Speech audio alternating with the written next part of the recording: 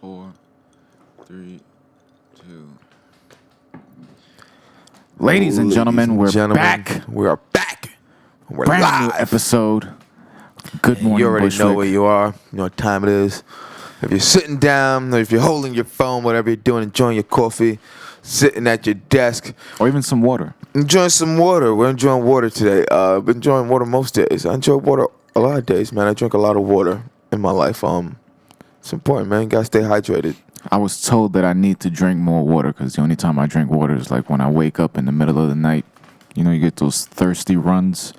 Just run to the kitchen real quick, chug like 3 cups of water, and go back to sleep. The rest of the day is just beer. No, I drink Beer, coffee, and orange juice. I drink water. I drink water predominantly throughout Is most that what of you the have in day. that canteen that you Yeah. carry around? I drink water predominantly throughout most of the day, man. I mean, That goes back to your athletic background, though. yeah, I'd say that, but even more so, man, just, Hydration. staying hydrated, man. Not drinking any water, man, you feel the difference when you're dehydrated. You can feel dehydration. And even I think like people shit. drink a lot of sugary shit and think, yeah, I've been drinking shit, but then even that's just a lot of sugar and shit, and that shit, it's not really good for you. What exactly was in quarter waters? Was that just water and sugar and food coloring? In quarter water? There's no food coloring in quarter water. It's just quarter waters. There's water, and there's dollar waters, what would be Poland Springs and smaller. But you remember the quarter waters? That them shits look like grenades. You think about the quarter juices. Yeah. That's what they was called, though. Quarter juices. They had quarter waters that were actually water. Nah, I'm not And talking those about small water. things. They were juices that everybody called quarter waters. No. You don't remember that? No, I never called those quarter waters. I know what you're saying, and if you knew anyone who called quarter juices quarter waters, then that may be the problem. Most of the reason most of them have hydration. Yeah, I'm drinking water, right? You do realize water is a clear liquid. H2O has no other colors to it. It's Hey, shit. almost translucent. Of course, we're on 30daystoRock.us. You guys are going to see it really fast on the screen. The purpose of 30 Days to Rock is to provide a safe environment for artists to do what they do best and create.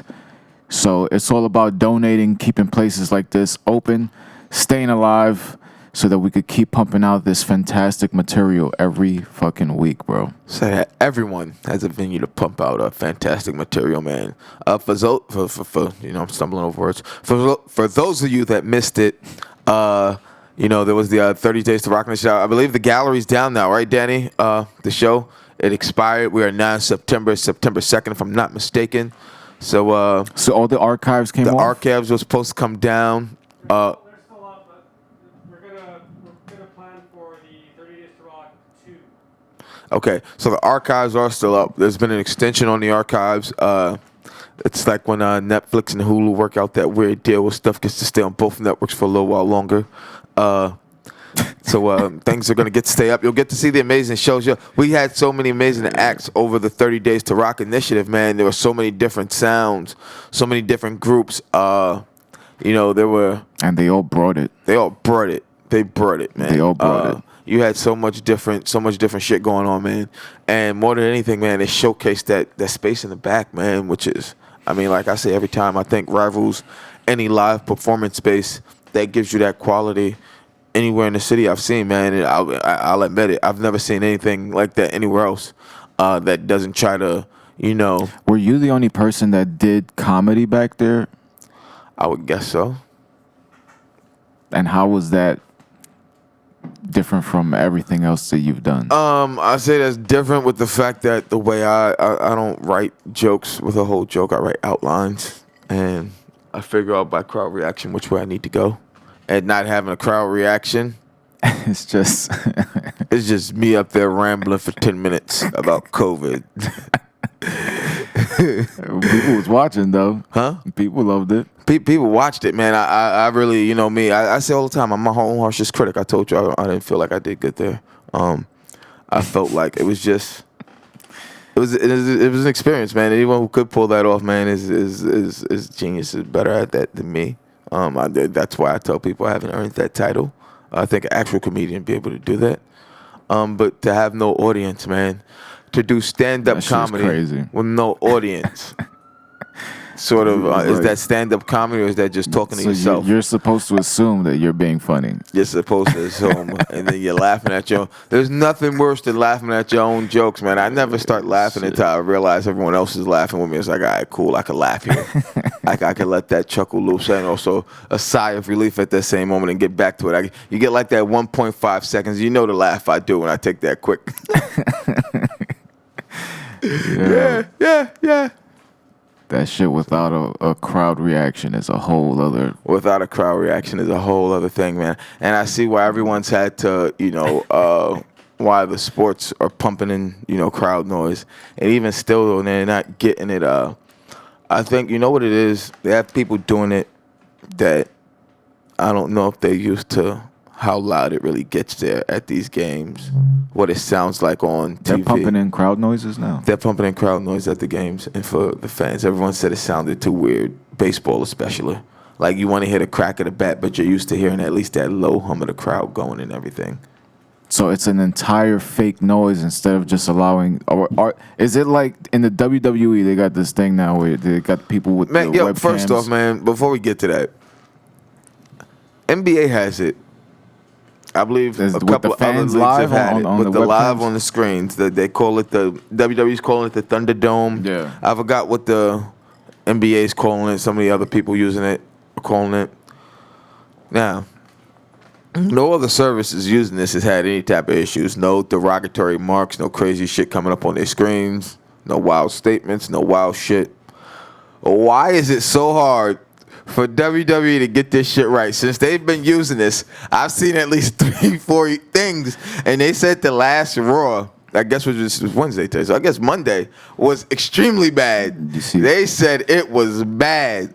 Talking about KKK things again. Yeah. People just say, I knew something was gonna. I knew it was gonna take a turn for the worse when I saw Benoit. Once I saw after the first KKK show, I'm like, man, all right, maybe the guy's just being an asshole. He didn't realize he had left his computer on with it, and because the guy wasn't sitting in the camera, he just had it on, and I don't know if you're just being a dick or what at that point, but. To put the active Benoit photo in the active it was like slap in the face, bro. Yo, I mean, that was hilarious. That was like, wow, buddy. I don't get how it works, though. Does everyone patch into the same thing? There's nobody monitoring this shit? That's what I was saying. Like, going out on live TV. You would think you would put them in like a pre-room, monitor them. Don't let them know they're being monitored. Just let them think they're going out there. So anybody who does do some wild, crazy shit. It's like, hey, you the fuck out of here. Monitor. If you could ban people from a chat room, how is it that you have all these people on live television that's just doing whatever the fuck they want to do? Wilding out.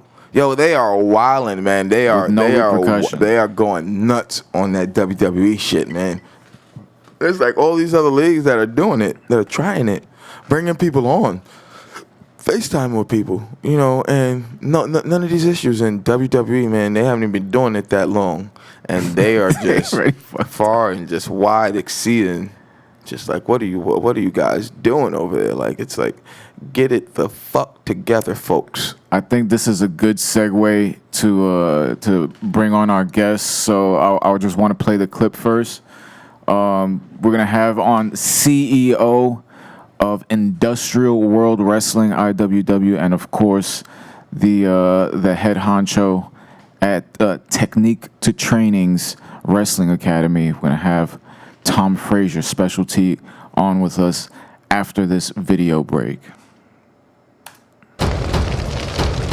What's your religion? The IWW. What's your religion? The IWW. Well, what country are you a citizen of? I am a citizen of industry. Well, what country are you a citizen of? I am a citizen of industry. What's your religion? The IWW. That ain't no religion. The only one I got.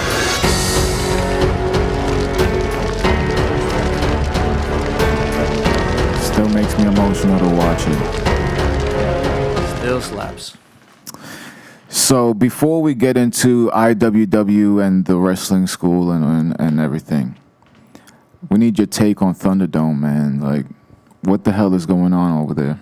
I mean, I think it's a really cool idea. It's really innovative. It's really well done. I don't know if it's well executed, but you can't fault them for that.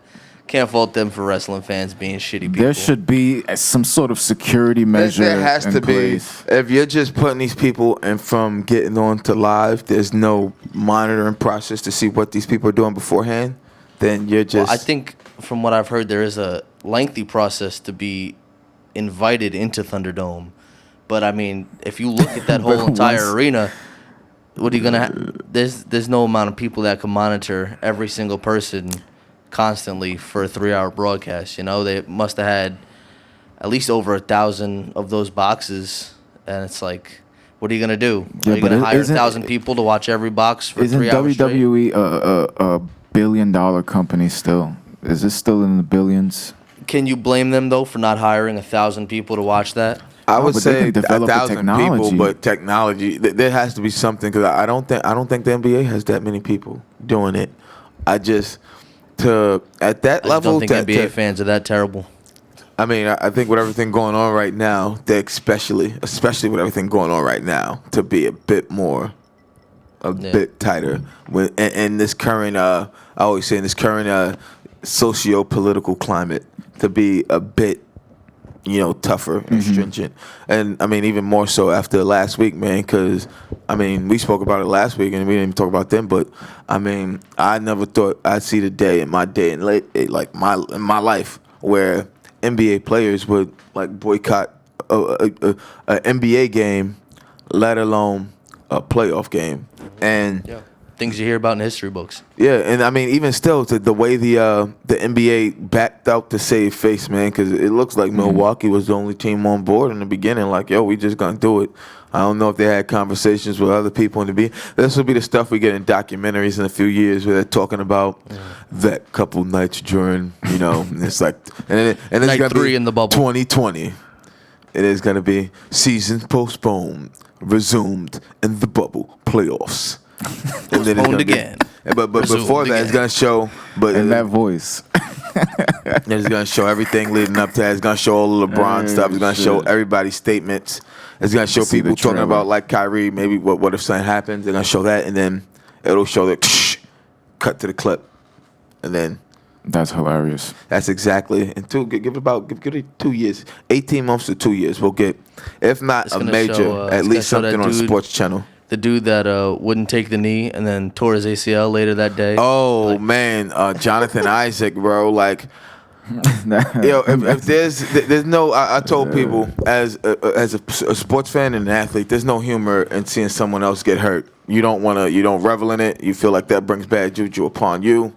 To see what happened to him, the way he went about it, to not only not take the knee with your teammates, also in solidarity with people like you.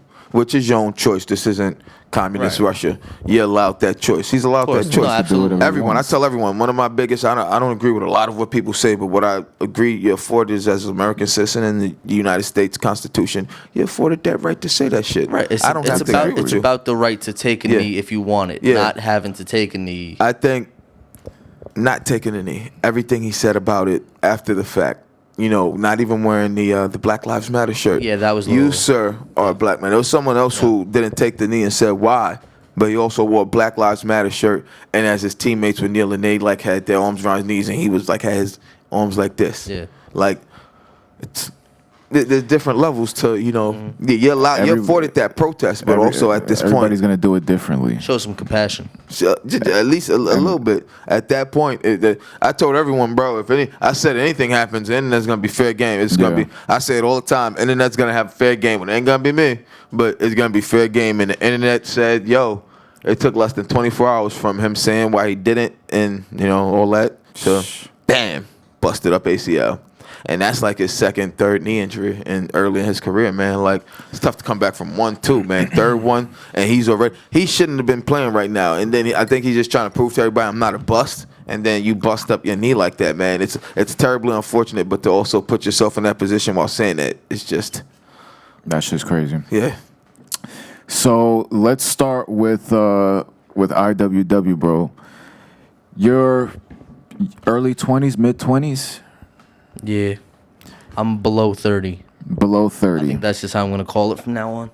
So as far back as you can remember as a wrestling fan, what were the first moments that you remember? The first moments was the Ruthless Aggression era. I could actually pinpoint the very first thing that I watched. It was a triple threat match between Rob Van Dam, Big Show, and Triple H. It was the lead up to WrestleMania 22.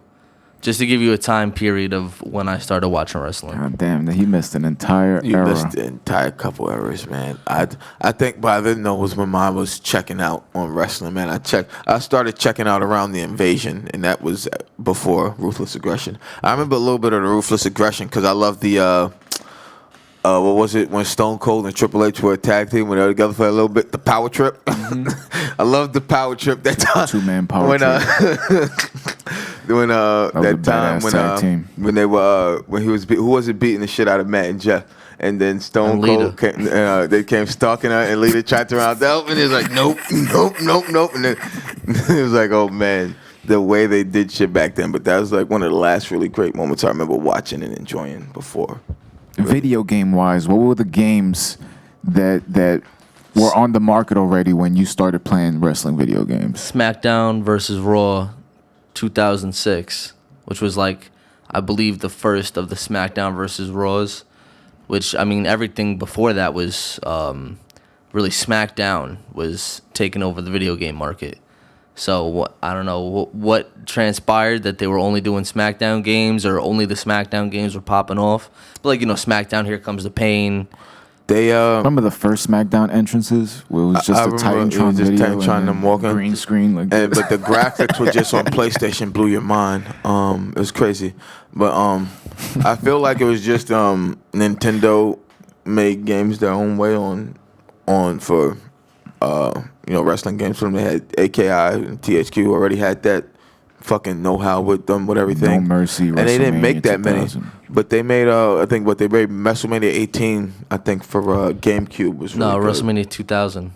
Nah, they might have made a for WrestleMania 18. GameCube. No, for GameCube. For GameCube, I think it was 18. They did a release, yeah. And it had it got great reviews, but it was like so few people had a GameCube that it fell by the wayside. But after that, it became all PlayStation 2 with the SmackDown shit. And It was pretty impressive how they could get all that data in that small ass disc at the time. Now you got Nintendo's fucking microchips, innovators, it's bro. 30 fucking terabytes. I mean, Nintendo, man, they were always the innovators. They weren't trying to make the most powerful thing. They were trying to make the most innovative. And that's why they've stayed relevant throughout the years. That's why, what the hell? What does Nintendo even have out now? The Switch. The Switch is crazy though. A portable game console. Not a The Switch is crazy. What made you want to be a promoter? I just wanted to always have a product that I could enjoy. If that's a very selfish way to put it. But I was always just the kind of guy that was like, well, I think I could do good things in wrestling. And I just wanted to have a product out that, in my mind, is the best product. And there's no other way to do that. Any other lane you would go through would be, you'd still have to answer to somebody, and you can never trust someone else's ideas like your own. So You said Ruthless Aggression era. That was already post kayfabe being destroyed. You no, could say not that. really. No, not really. Not yet. Was that the inception of was social out. media? It was out was that it was coming. that it Because was social media is what really started killing That- it right, for a that's lot of what people. Social media wasn't big. I think we had like MySpace, but it wasn't like Facebook. Everybody had a Twitter. Everybody it has wasn't their as big opinions as it is out now. I remember I still went to WWE.com to look at pictures of wrestlers. That's how Yo, do you remember before every Friday? social media was. Do you remember every Friday? Excuse me. Every Friday in the Daily News, the Slammer, who used to have the little wrestling scraps in Daily News. In the middle? Nah, in Daily News, the Slammer. It would be in the sports section every Friday. It's a small little. Sometimes you get like a quarter of a column, I don't Like know a what you blurb? call it, a blurb, a little bit bigger than a blurb. He'd get but to talk about wrestling coming up for the week. What it's looking like. Will there be something? Titles dropping, shows coming to New York. That's cool. I remember that when I was a kid. I used to always read the Slammer's blurb on Friday, bro. That's crazy. Can't believe you never knew about the Slammer in Daily No. News. It involved reading.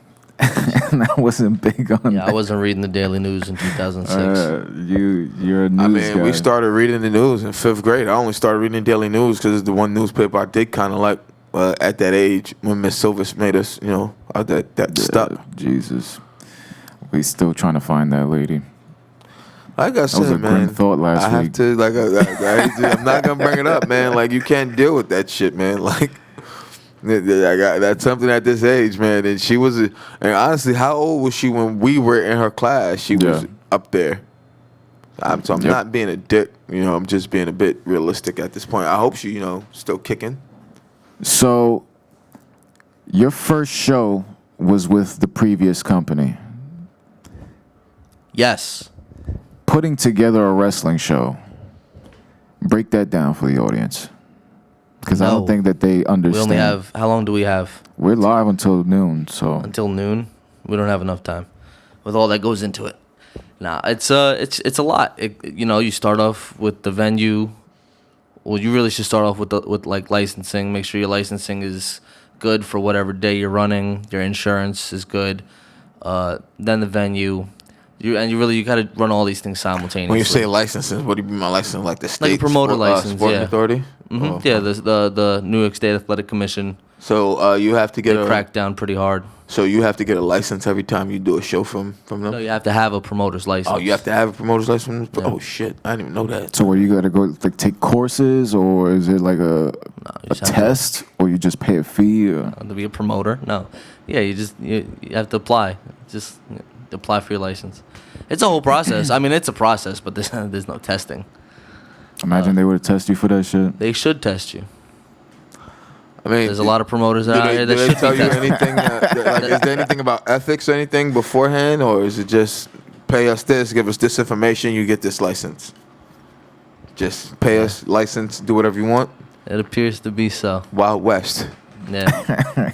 But, because then even after you do have your license, it's not then do whatever you want to, because then they still show up to the shows, they crack down, they make sure that there's nothing that they don't like, which is subjective anyway, but their objective is just to keep everybody safe. Yeah. As if we don't know how to do that ourselves. Yeah. So it's a pain in the ass. But yeah, like I said, you have to do all these things kind of simultaneously. It's not really even like you could do one thing or another, one after the other, like, oh, license, insurance, venue. It's like you're already talking to the venue, right? And the insurance wants to know what day and what's the venue. So you got to you really should get the insurance first, but you got to know what venue you're at. So you got to lock in the venue. Then you got to lock in who you want on the card, who you want to book. But who's not available for the day that the venue's available, who's not available on the day that the insurance is available. So it's like, do you just go without those wrestlers that you want? Do you change the date? If you change the date, then you got to change the venue. If you change the venue, then you got to change the insurance. Then the venue might not be available that day. It's a lot. It's a lot of moving parts that happen at once, and it's kind of just like, it's kind of like a sixth sense. You have to know when everything's gonna align, and then just that's the date you got to aim for. It's a lot That's that goes crazy. into it. Shit. Yeah, man. And that's only just scratching the surface. Like I said, I could sit here until noon and just tell you how to book a show, but I don't know. I We don't wanna remember when we kept complaining in high school that we wanted a football team. They kept telling us one of the things why they couldn't. It's like you need like EMTs, physicians, like a Yeah. team. They said you need to have somebody like That's crazy. a licensed medical professional, like on the sideline, somebody there. Yeah. I'm guessing you guys need that in house too, like all course. that, like an EMT, like. of course you need EMTs. You need a doctor there. The doctor's got to check everyone's blood pressure. Got to check everyone's heart rate. Other doctorly stuff that I just let him do his thing. He knows what he's got to do. The wrestlers know what he's got to do. So, yeah, he's got to be there. You can't perform if you're not up to standards with whatever guidelines that the athletic commission gave him. So it's all part of the It's all game. part of the game. That's crazy. And you would never think going to one of these indie shows that you got all these goddamn fucking moving parts, because the first thing you do is just you go there to watch wrestling. You're just a fan, so people just be like, this is nice, this is cool. They don't realize that there's a fucking EMT outside that you needed to get a license for and this and that. That's just fucking nuts, bro. But I remember one of my buddies, man, he told me he played in a semi-pro league, man, semi-pro football. And he was in a game, man, where 3 guys went out with concussions. And there was like one guy went out so bad that they had to like fly a helicopter in the air, lift him out. Like, and it's like, yo, to know that. And that's like one of the reasons too, man, why I've always said, you know, I want to start to do the flag football thing, man. But like, that's a lot of moving parts. It's a lot of shit that you got to fucking deal with, bro. Parts. Especially anything where people can get hurt. Anything where people can get hurt. But that's why most of these places, you all sign that social waiver. But still, I'm guessing they have some kind of insurance. Like, it's not just that waiver. Like, that if you get hurt on the field, ain't on us. But I don't know what it is. That's why I always told you, man, like, why that is a dream. You know, that'll probably be the closest I ever come to owning a sports team or running a sports league. That's always something still, man. But hearing what you said, man, it's like something I've even thought about like rec leagues I've played in, like playing ball. Like there's never been EMTs there. Like we were there one time playing in Maurice Park, bro, and the game before us, bro. Dude came down on a fast break and just landed weird. And I swear we heard his ankle snap because he was down on the court in pain. And we walked over, bro, and his shit was like his shoe was the other way, bro. And we was like, oh, shit. Like, they called that game. Like, yeah. And then they asked us if, like, we still wanted to play our game. It was like, I mean, if the other team's up for it still. Because he was down on the court for a while, and they were waiting for an ambulance to come. And then, like, even still, like, when the ambulance came, getting him set, getting his foot set and loaded up on the board, man. Like, that shit was, like, and I was just like, yo, like. Have you seen, like, bad wrestling injuries live? Live, no. Thankfully, thank God. A couple of close friends have been injured, you know, that I haven't been there live to see it, but, you know, have happened in the area. There was this one referee upstate who the referee snapped his leg in half. Oh. Yeah. Trying to dive to make a count? Yeah, I believe so. Oh, man. Yeah, I believe so. I remember I was there, man. Jesus Christ. Brett Favre's lone year with the Jets, when they beat the Cardinals senseless. He threw like six touchdowns. We had nice corner, end zone, field level seats. And that play at the end of the game, I'd love to pull it up, but I know we're going to get flagged by the NFL. I'll show it to you after the game. And we were right there. Anquan Bolden got like hit helmet to helmet coming across the middle, making a touchdown catch. And he caught a helmet to helmet. We heard it, and we saw him go down, bro. Like, he was out for a minute. To see him motionless, and we were so close. You heard the helmet crack, and we were so close. We could see the tears on Larry Fitzgerald's face, bro. Like, we were so close that it was like, yo, bro, dude wasn't moving. And like I told them, when we were taking the bus back, there was an ambulance that zoomed by us, and then like it was followed by like 2 dope ass black Benzes. And I told them, yo, any money bet that's them taking him to a better hospital somewhere in the city. Like, yo, they said he was out like suffering facial fractures and like fucking a concussion, some other shit. Like, she was crazy. You know, this is a good segue. One of the things that I enjoy talking to you about is your thoughts on unionizing pro wrestling. Now, if there was a pro wrestling union where wrestlers were protected in some way, would that include like health benefits? Like, how does that work? Absolutely. I mean, in an optimal world, you know, the better the benefits, the more we're gonna have to fight, and that's just Union 101. It's just organizing and then fighting for your rights. So yeah, like for instance, that referee upstate, he snapped his leg, and there was nothing for him. He just snapped his leg. He was like, right, just a regular referee. Just a regular referee, and he had to pay all those medical bills himself. And of course, the community came around and rallied, and I believe helped him out. But that shouldn't have to be. It shouldn't have to be the community rallying to help you out. That should be covered. You know, that happened on the job. But was this an indie promotion or was this? Yeah, it was an indie promotion. I mean, but you can even see that, man. That I could say even sports leagues, man. Let's look at what just happened with the NFL with concussions, man.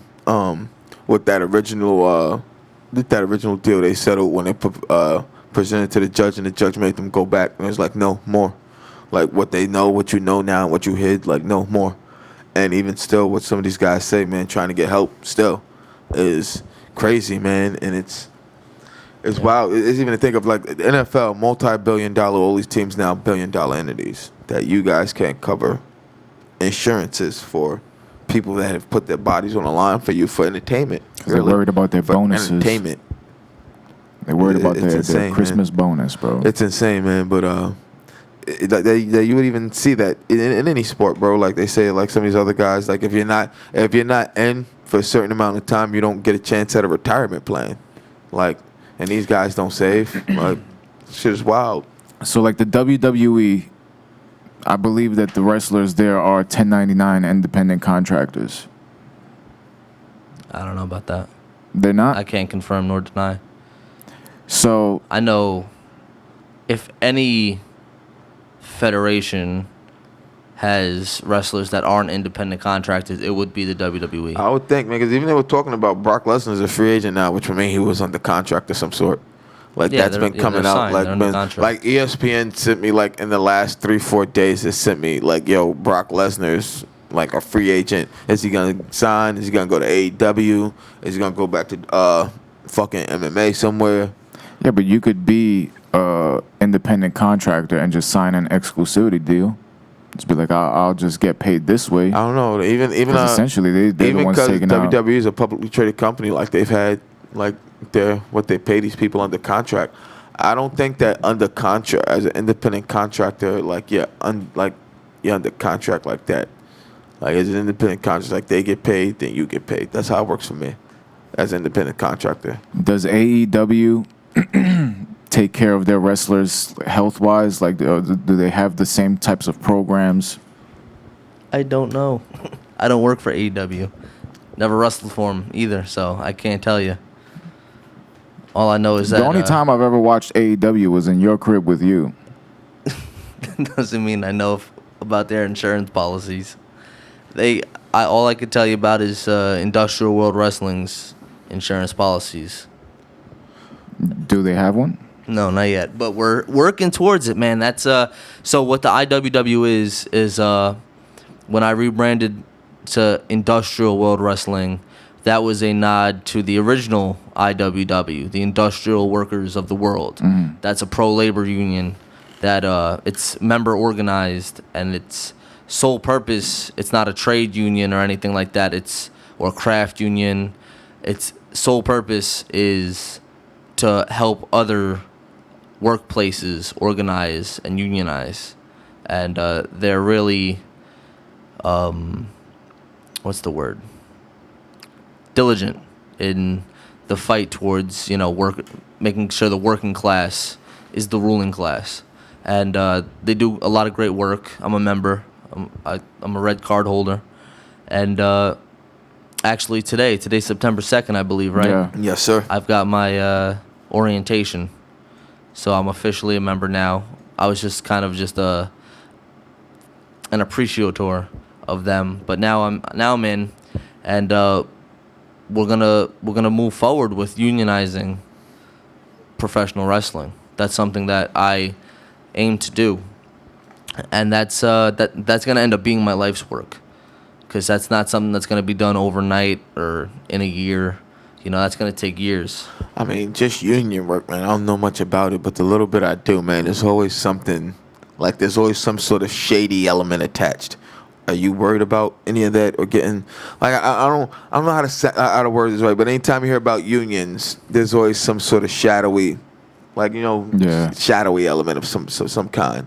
Are you worried about at some point maybe something like that happening or anything? Are you prepared for that? It's a valid concern, just because, in the past, unions, they were run by the mafia, or at least associated with the mafia. There was a lot of political implements behind it. And also, then you look at wrestling. There's a lot of shitty people in the wrestling industry. Yeah. On the other hand, and while unions actually are a more civilized practice now, wrestling is still, they're still years behind. They're still full of shitty people. But that's one of my main goals in unionizing pro wrestling, is to get the shitty people out. Get like the promoters that are carny. I don't know if that's an insider. Do you guys know what carny is? Like a promoter who's just looking to make some money, trick? doesn't care if he fucks you over. To get those guys out, get the professionals in, get the guys who are looking for the best in the industry, looking to do what's best for the industry, to get those people at the forefront and get rid of the shitty promoters and get rid of the shitty promotions, the indie feds that don't follow the guidelines, that put people at risk of getting hurt because they're not following protocol, they're not going that extra mile, they don't put their product together that looks nice. Things like that hurt the industry and put a bad name on indie wrestling. That's why there's professional wrestling, and then there's independent professional wrestling, indie wrestling. And that's why that barrier exists, because people look at a major indie like MLW or an AEW or a Ring of Honor, and they see what it is. It looks like a professional thing. Then they see your local show, and it's held in a gym somewhere, or it's held at a Elks Lodge, and there's 10 people there, and the guy in the ring hasn't had any professional training, and it looks like shit. And a lot of people, they'll see that and they'll be like, wow, this is really garbage, this is terrible, I'm never coming back here. And there's so much good independent wrestling that looks really good that doesn't get the shine. Yeah. Because of the people that put that mar on the business. It's crazy because when I was putting together the spreadsheets for when I was trying to do the Roach TV wrestling show, I'm downloading clips from like over 130 different promotions. And you'll just see, like, this one is fucking crazy, Titantron and all that shit, and then this one is in front of Walmart parking lot, like, and just the difference in caliber jumping from one promotion to the next, and they'll probably be just a mile away from each other. Just and also, Christ. That promotion with the Titantron, probably some of the wrestlers that are on that big league show will probably also wrestle for that show, that show that's the polar opposite. And it's all about having standards. It's about, not a big part of unionizing is going to be a livable wage for independent wrestlers. Or would hopefully, eventually, they'll just be called wrestlers. They won't be independent. But because these guys, they don't get a livable wage. A lot of guys get paid a fraction of what they're actually worth. And so he's got to go, or she's got to go and wrestle at that local shitty indie show. Just to help pay the bills. Like, you can't turn down a booking because you're not getting paid enough.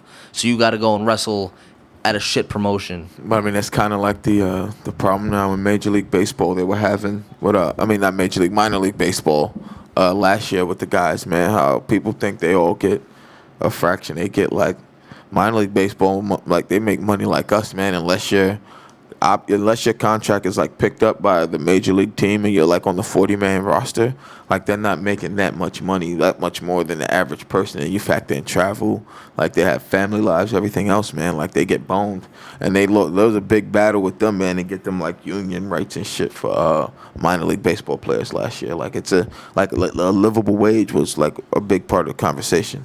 I remember them talking about. So essentially, all of these promotions are benefiting off of the fact that wrestlers haven't unionized. So they are against a union being created. That's why it hasn't happened already? I don't think that's why it hasn't happened. I think it hasn't happened because it's gonna be, like I said, a lifetime's worth of work, and nobody's ready to make that commitment. Or some people are and just might not have the resources, might not have the knowledge on how to structure a union. I admittedly don't at this point, but I do work for a union. I work for Local 28 here in NYC. That's the sheet metal union. And I do plan on using all my resources there to help me learn how to structure, get help from the IWW, the Industrial Workers of the World. a major part of what they do is to help their members organize their workplace. So I'm going to use that resource. I'm going to use the resources from my local.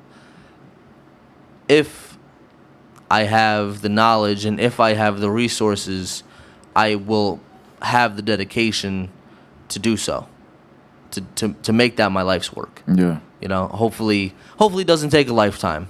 Hopefully I can get it done soon enough so that the people that I'm coming up with right now and the people Get to benefit from it. Right, the people that pieced me into the game can get those benefits and reap those benefits. Hopefully it doesn't take 50 years like some labor movements Like have. some, I mean, shit, man. It's crazy to think of that. Like this, right? Still, workers fighting for today, man. Yeah, with shit, certain of shit, course. man. Certain unions. Absolutely. I mean, it's a noble effort, man. And I hope you the best, man. Anything, you know, obviously, Appreciate that. Bud and Roach can do to help you, man. I just don't want to end up one of those cult tales, man. People are talking about, 20, 30 years from now. That's why I was so afraid to mention to say mafia or mob. When I was like, there's that shadowy, you know what I mean? You get what I mean here. There's that it's a bit questionable. It's a bit very. But I was afraid to say either the M word you want to end up in the sleeping with the fishes. or the big O word. I definitely didn't want to drop that one. Well, yeah, I hope if I'm the one that's if I'm leading the charge, I just hope I don't end up like Jimmy Hoffa. Yeah, You know? that's I still have to watch The Irishman, man. I still have to watch the second half of The Irishman. I had to tap out halfway through. Yo, you know what's crazy? I had Gotta watch it in parts. I had a chance to go see it when it was in the theater, when they were playing it on like in the single theaters on the one big screen. I had a chance to go see it at the theater. They had it on Broadway, man.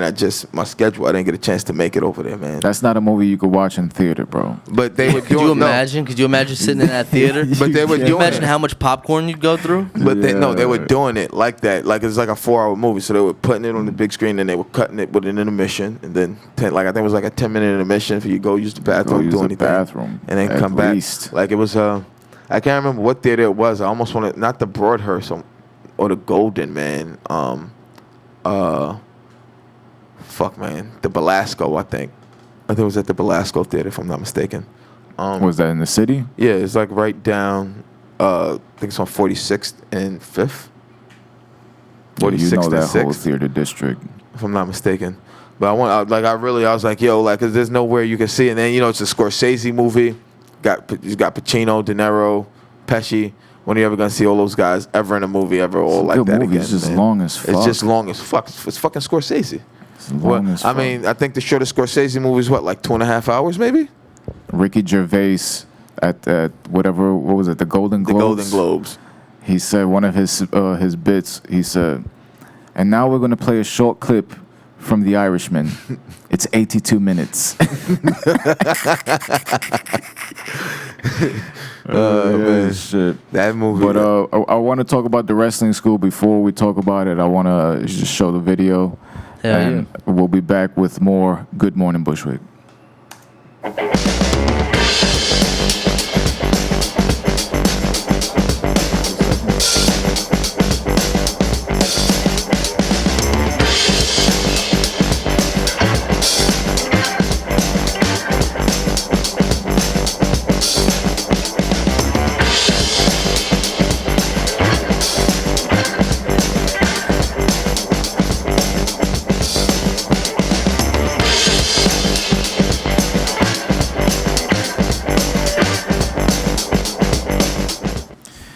You guys saw it right there, Yes, you did. You saw it right there. and it's right here in Brooklyn. Yeah, man. I don't think I'm still blown, man. Have you been going? Have you been going to class, training school? Have you been? Bro, I feel like I'm dealing with an ulcer right now. So you haven't been? It's like I haven't. Like I realized I was in such shitty shape when I went there for the first time. And I'm looking around like, how are these people doing this He's referring shit? to the open house, so he didn't even see didn't the even- class yet. You went to the open house, shit, man. I mean, that's one thing I That even was say, man. The brutal. last few times I've gone from being busy 6 days a week because of COVID, doing nothing, man. And then I fucked up my back, so I didn't buy a bike like I said I would this summer and go biking to get my cardio back. And it's just been like, I mean, I've felt the physical decline, I'll say. It was I need to do interesting though to be at a wrestling school and watch it go down. So talk to us about its Technique to Training Wrestling Academy. T2T, you can call it for short. But yeah, Technique to Training Wrestling Academy. Partnered up with Technique to Training, the gym, out in Williamsburg. We're gonna get started soon here. We're just waiting on the guidelines. We did have an open house, just to show students what things are gonna be like when we do open up. And so we got a couple of people to sign up. We got some eager students ready to get going. It's gonna be out in Williamsburg. We don't really have a date yet on when we're getting started. We're just waiting on guidelines. They said September 2nd. That's today, actually. Yeah. So that's today. I believe gyms are supposed to open today. Right. I was expecting them to push it back again. I haven't heard anything. Nah, I believe gyms are a go. I believe we might be open. I believe gyms are a go. And my girlfriend texted me yesterday. She said Cuomo's supposed to make some sort of announcement about casinos. Yeah. Casinos next. Yeah.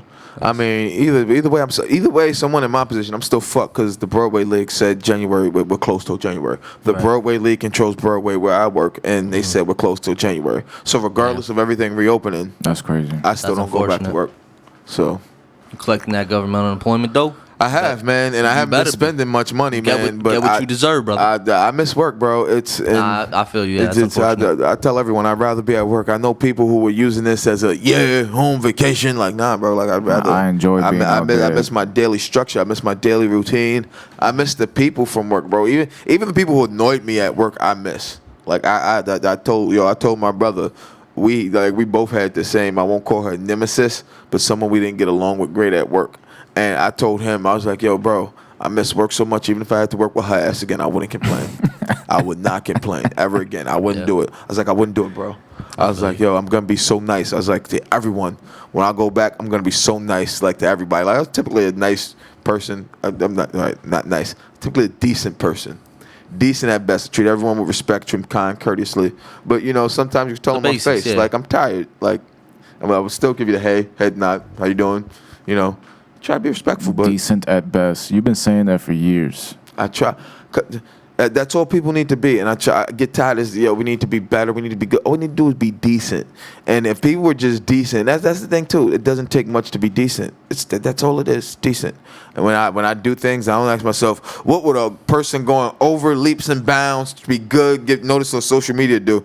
No, what would a decent person do in this situation? A decent at best human being. That's what you have to ask yourself. Not what a good person do. Not what one of these social media influencers with these perfectly curated fucking videos would do. No, just what would a decent person do? That's it. That's simple. Well, hopefully a decent person is going to keep these gyms open and not push the start date back. So I'll find out probably sometime today. Probably when we get off air, I'll check my phone to some news. But looks like we might get started as soon as Monday. So if anybody listening is interested in signing up and following your dreams to be a professional wrestler, or even just trying to get back in shape, T2T_Wrestling Academy on Instagram. DM us for more info. Classes could be starting as soon as later this week. What kind of techniques, training, what could they be expected to learn? What would they learn at training aside from, So you learn the business, all right? So it's not just going in there and learning how to take a body slam or learning how to put a headlock in. All those things you will learn, but you're also going to be training about the business, understanding the business, how it works, how to succeed, how to climb the ladder, how not to get screwed over by the aforementioned carny promoters and shitty people. Our head trainer, Jake Gomez, Logan Black, the King of Chaos, Logan Black. He's our head trainer. He's already got 7 years under his belt as a trainer. Shit. 13 years under his belt as a pro wrestler. Shit. Wrestled for over 50 companies. We've also got Brother Greatness and MV Young, Bushwick's own MV Young. Those are our assistant trainers, but it's really just a team effort. And these guys are going to help you. The leader of the poly cult. The leader, the king of the poly cult. Absolutely. My man's done his research. Yes. So that's the team right there, and we're we're gonna help you get as far as you can in the business. That's all my guys want to do is they want to train you to make sure you're safe. You can get as far as you can without hurting anybody and without hurting yourself. And you're putting your money into this. You have to pay tuition every month. We, not to boast, but we're gonna have probably the best deal around in New York, at least in the tri-state, maybe even. So, if you're investing money into yourself, we appreciate that. And that shows us that you're serious. So we're going to make sure you do everything. We're going to do everything in our power to make sure you have the best chance at making money out of this career moving forward. This sounds like it's called T to T. Training, T2T, yeah. Technique to training, man. Yep. This sounds so much more like an academy. It is. It's a wrestling academy. Wrestling academy. Absolutely. Academy. Because the physicality is one thing, but the character building, understanding how things work behind the scenes so that you can more effectively present yourself in front of the camera. Oh, yeah. Like, that shit is major That matters. right now, bro. I mean, that matters, man. That's crazy. That's a good thing that you're gonna teach people. Man, I mean, I'm pretty sure there's young kids out there, man. There are simple things, man. And even I tell people today, man, with kids, man, there needs to come a point, man, where I'm glad, I had this sense, I didn't like college, and it was my choice. I just knew I had to finish high school. I knew I did not want to go to college. I fucking hated school, and all my parents wanted from me was, take your ass to school, graduate high school. You want to go to work, make your own decisions. I went to work right after high school. I kept working my job. I went to work full time instead of working part time. I didn't want to go to school. I think people need to sit down and have that conversation with the kids. It's okay if you want to be an artist, if you want to be a musician, if you want to do this, if you want to do that, if you want to be an athlete, if you want to be a pro wrestler. Just fucking do it. Go for it. Put your heart into it.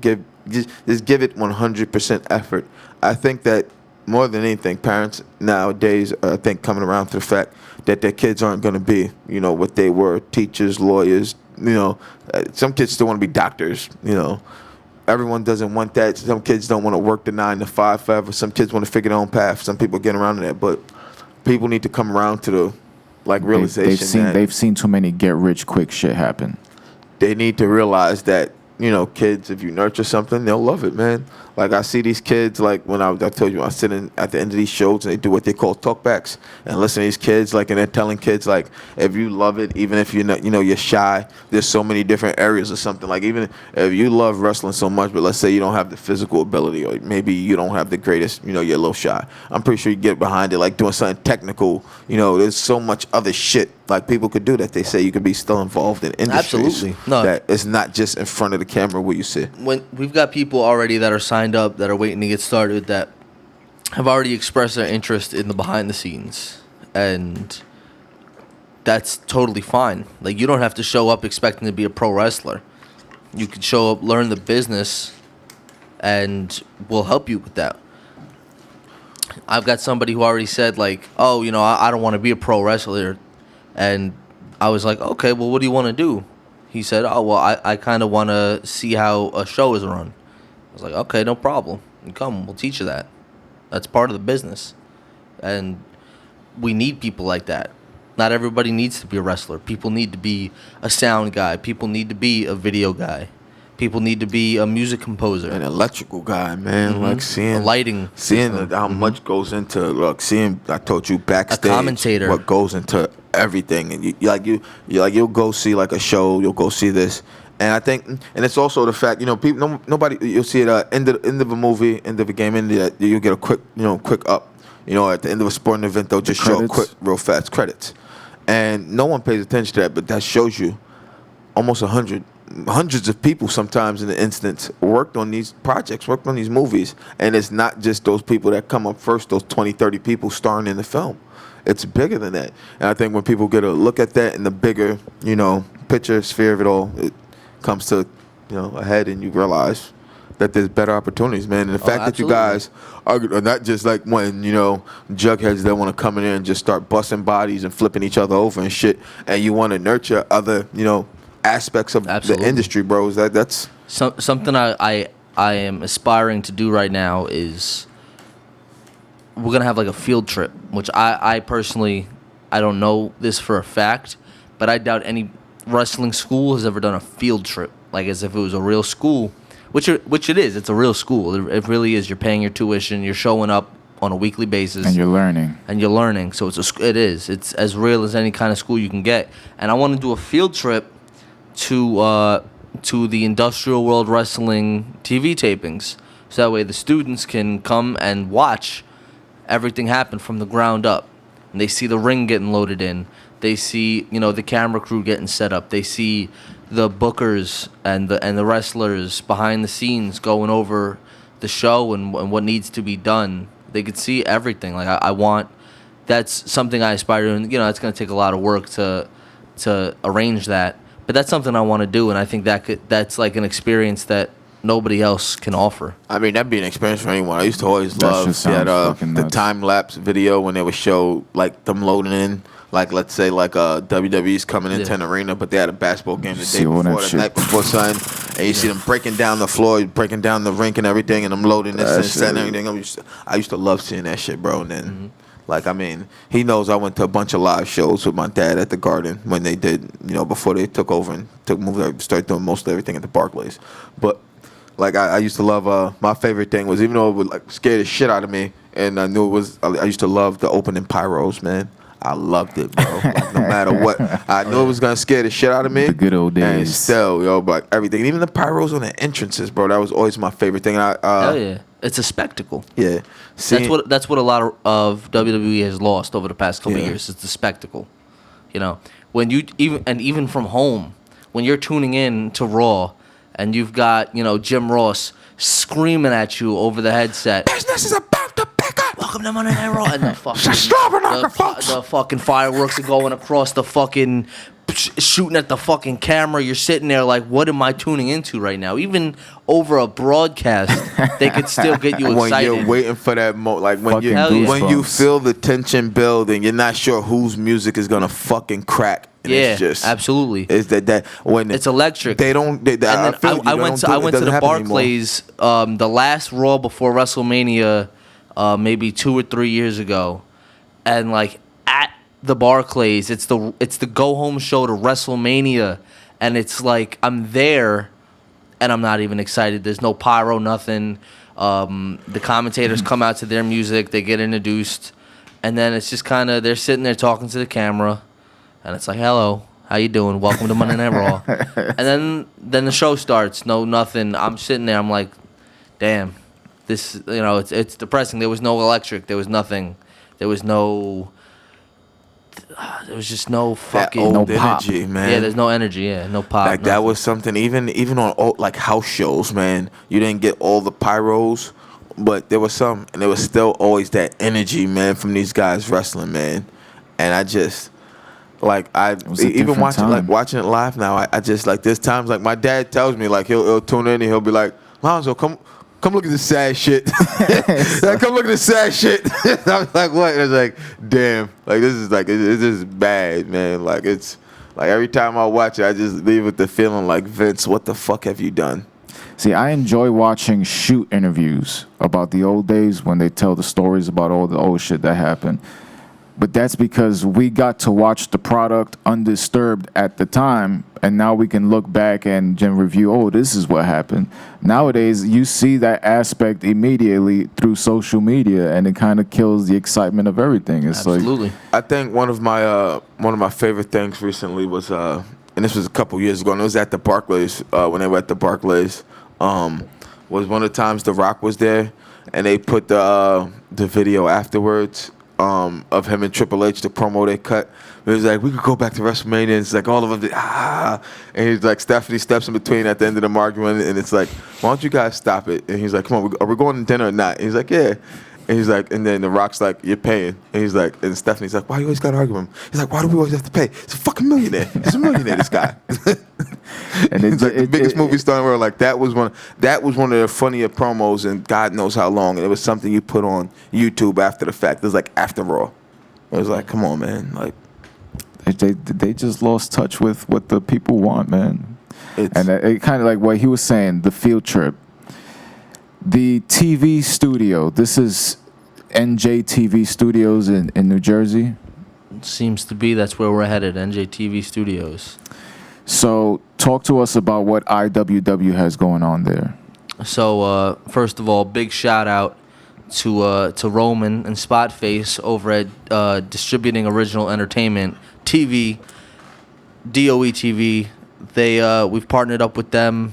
They've got live streaming mixed with like a TV network kind of vibe going. I'm excited to see what they like because they're launching in the fall. Yeah, I saw the promo. We're charging right into the fall, so they're launching very soon. I think it's actually going to be September, from what I'm hearing.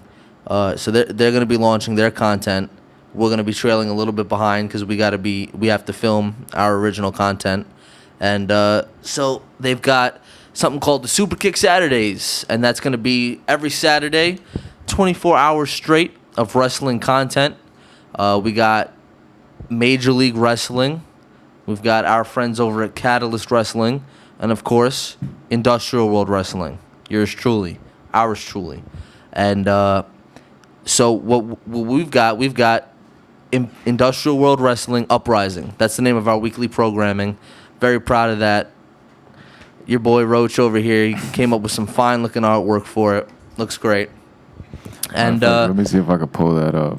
Go ahead, yeah, see if you could pull that up. And we just got something really special in store. We're gonna change up the rules a little bit, change up what people are fighting for. You're not gonna go to no 6-ring nonsense or anything like that, right? 6-sided ring? Yeah, no 6-sided ring. Right? Oh, you didn't like the 6-sided ring? Nah, man. All right, yo, Roach, cancel the 6-sided So ring. we got to cancel the order on the 6-sided ring. I think get your deposit back on that if you can. That I think that was one thing that definitely flopped. Who had that? Don't be That was, surprised if you see the TNA? return of the six. Yeah, that was TNA. TNA. Huh? Don't be surprised if you see the return of the 6-sided ring. I think it flopped last time. I think there's definitely an opportunity, a lane for someone to do it. I'm not going to do it. I'll tell you that much. I But I think there's an opportunity for somebody to do it in the independent level. So I pulled up the graphic just so the audience can see. That's Uprising's logo. That's follow King Roach on Instagram. Oh yeah, you see everybody's. I tagged everybody in this, so you could just easily go on my IG and just follow everybody. Spotface, Art Grant, Follow everybody. DOE TV network. All 17 people that liked it. Roach got to get his clout up. It's all right though. I'm not a happen clout in due chaser, time. though. That'll happen in due time. Like I just showed some nasty stuff. They saw a little bit of my post. Oh shit. Yep. You got to see a bit into the world of King Roach. The Big Daddy King Roach. If you want to be freaked out a little bit more, go follow him. Jesus Christ. And also, while you're on there, while you're on the Instagrams, follow Industrial World Wrestling. Real simple name, at Industrial World Wrestling. Can't get any simpler than that. Go follow us. A lot of content to follow, especially in the next coming weeks. We're going to be pushing a lot of brand new content. And eventually, it's all going to lead up to IWW Uprising. It's going to be 1 hour a week of new content. Obviously, we're going to have so much side content that's going to be airing in that 24-hour span on Superkick Saturdays. It's going to be something real special. And I'm not just talking about IWW either. I'm talking about what DOT TV's got going on. That's crazy. Are they just running on Saturday, or they're Yeah, gonna treat that network as a full 24-hour? I believe it's a full 24-hour thing, and I believe I'm sure there's gonna be like reruns throughout the week. Yeah, I would. If I had to guess, I don't know. Again, that's not my department. You know, they're gonna run their stuff however they want to run it. But I know one thing is for sure, and that's 24 hours straight wrestling content on your Saturdays. We're bringing back Saturday morning wrestling, and we're introducing you to Saturday night and Saturday afternoon wrestling too. I mean, I think that's something WWE's missing too, man. That was a big, even though they were like pre-recorded, we didn't realize they were pre-taped. But like Saturday morning superstars. Yeah, man. Like we didn't know. That shit was a staple in my when household. When they would re-air on WGN. On Channel 17, when they would re-air the cut-up version of Raw in like an hour on Saturday mornings. Like, I used to watch the. I used to be such a wrestling fiend that I would watch Monday Night Raw on Monday nights. I would watch the cut up, the 1 hour version, and then I'd watch El Raw on Telemundo for the third time in a week, just because I was just so fucking into it. I would have watched it in any language if it just would have kept playing. You know, it's crazy. I told people all throughout quarantine, I have watched before live sports came back, I got to the point where I watched Game 7 of the 2016 World Series at least 5 or 6 times. 2016. Cubs. Okay. I watched the Cubs win. The Aroldis Chapman give up the home run. I watched that shit at least 5, 6 times, bro. At least. There's nothing else on TV. They milked the shit out of that Cavaliers, Warriors, those series. I can't tell you how many times I saw the block, the comeback, Steph winning the first one, Bron. How many times, bro, you see it, bro? Like, they milked the fuck out of Re-Air and so much shit, bro. It was insane. Of course, because it's nostalgia. It's content, though. Like, But even like, and then they were airing older games. It's like, yo, how did we watch this on old TV? Like, they have this, and they try. You can see they tried to touch it up digitally, man. It's like, man, this is bad. Brighten up the You never seen contrast. the No one's Yankees gonna classics? Huh? Yankees classics. I grew up on that. I grew up on watching baseball from the 70s and the I 80s. avoid discussing anything about the evil empire. know. You're talking to a diehard Met fan over here. I can tell. I listen. What you're talking about, you're saying something a lot of people your age don't, man. So I already feel respected, like you're a true Yankee fan, and it's something that a lot of Yankee fans do. And I've done since I was a kid that annoyed the fuck out of me. It's 26, 27. I mean, we get it. Like, you've won a shitload of championships. How many have you seen in your lifetime? That's what I ask people. And then they have to count back, and they can't even ever get it, man. Like, I tell true Yankee fans will only account for the ones they've seen in their life. Like, I met some older Yankee fans. Like, I've only been a fan since like 77. I was talking to them one day. What's that got to do with it, though? Because then, It's a. are you even allowed it's to be a Mets easy. fan? It's How easy many to be a have you Yankee. seen? To me, it's easy to be a Yankee fan. I tell everybody, it's easy to be a Yankee fan when you can fall back on 26, 27 championships. God knows how many. Come on, Babe Ruth. You have all of that to fall back on. It's easy to be a Yankee fan. It takes no character to be a Yankee fan. I tell people that all the time. Being a Yankee fan is one of the easiest things in the world because they are one of the. As much as I hate to admit it, they're one of the better run sports franchises in the world. They are. I hate to admit it. If I have to look at that difference across the river, there's a stark comparison. And my team's not the one doing better. And that is one of the things that does make me hate the Yankees and Yankee fans, for that reason, occasionally. But, I've always been a diehard Met fan. I live and die by it. Can't say much about this year. It's even in a 60-game season. All the possibilities, expanded playoffs. Half the teams in Major League Baseball are gonna make the playoffs this year, and the Mets still find a way to fucking Met it up. This is coming from a Met fan. I love the Mets with all my heart. Everybody knows me. To Met it up. To Met it up, man. I've turned it into a verb. The Mets are gonna find a way to Met it up. Of course. You guys killed Gil Hodges. Killed a lot of people, man. Fuck. Look what they did to Sandy, man. Yeah. Nolan Ryan. 7 no-hitters. Not one with the Mets. Not one. Not even Nolan Ryan. Traded Nolan Ryan and who the fuck? Traded Tom Seaver later. That was Black Monday. They traded Seaver.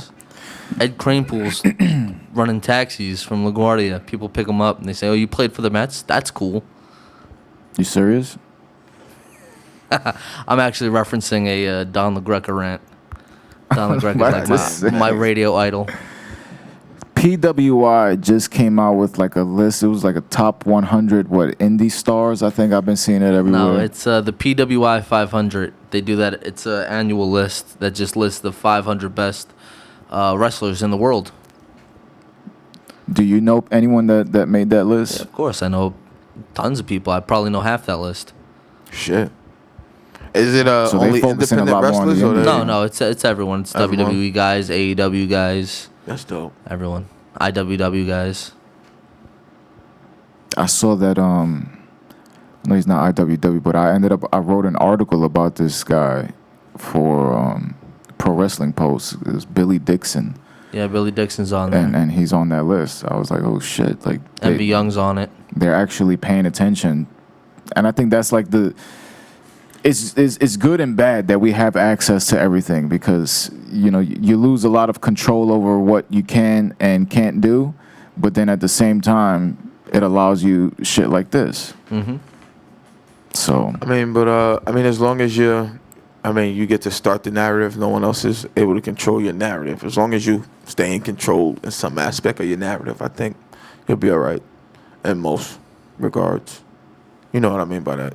a lot of the time I think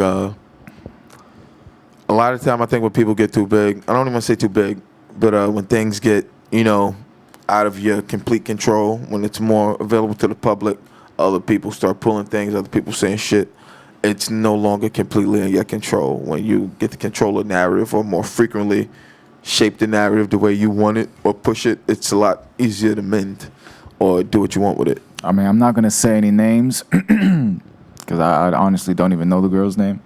But you saw what happened yesterday with that video. What video? We saw someone that we followed. Oh God. Nah, you know what? Nah, I want to talk about that. I wasn't gonna talk about that. One of my homegirls, we're not gonna discuss her name. She's a NYPD officer and someone I've known. Shit. Now if I'm coming back, fuck, I've been out. It's 2020. I've known her at least 17, 18 years.